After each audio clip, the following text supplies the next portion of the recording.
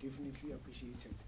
And I think the most important thing that we have gathered here is that this thing that we're creating, I think we're creating a monster that will go far.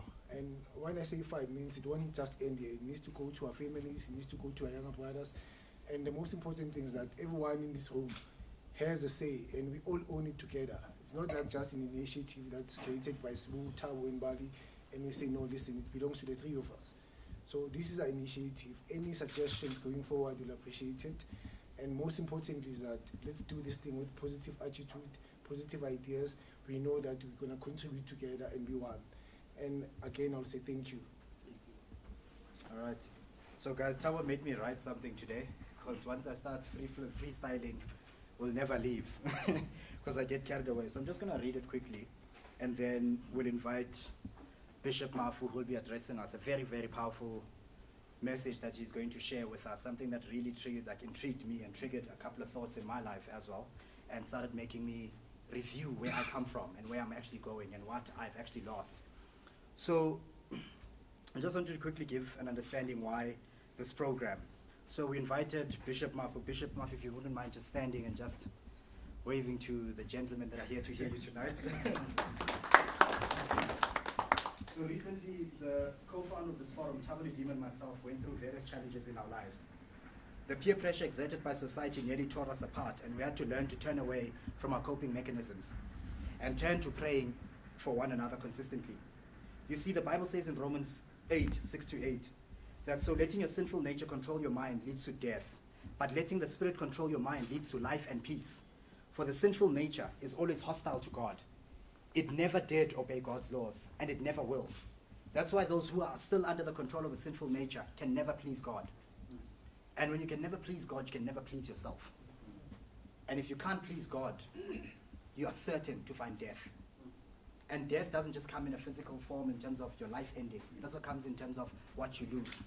Some of us are very materially motivated. Some of us are very emotionally motivated. And some of us are spiritually motivated.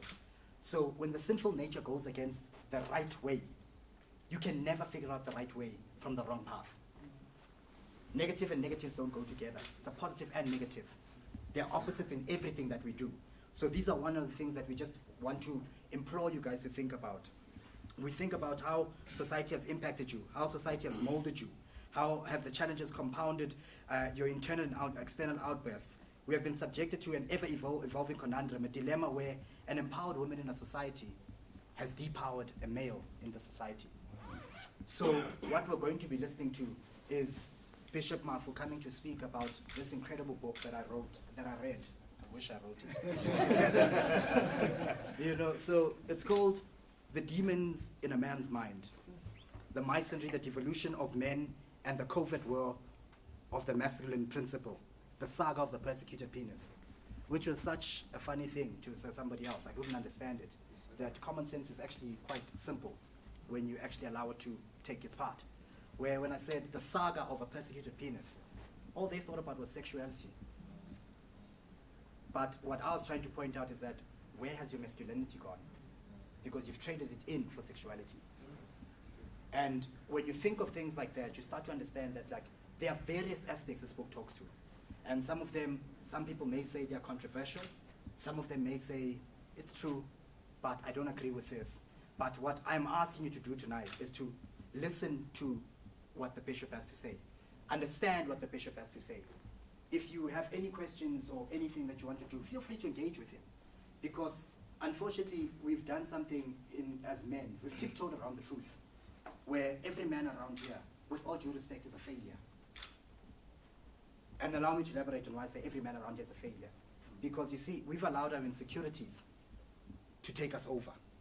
And our insecurities are what have broken us down piece by piece. Figure yourself building a house, but you cannot put a roof on that house. You invite your family in, storm, sun, sleet, snow, it falls on your family. Because you as the head of the household are the one that's supposed to put the roof. But you allow nature to fall on your family.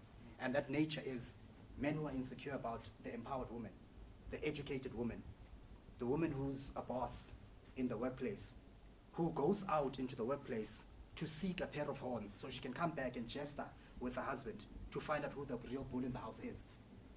So we find ourselves in a very difficult dilemma. It's a conundrum.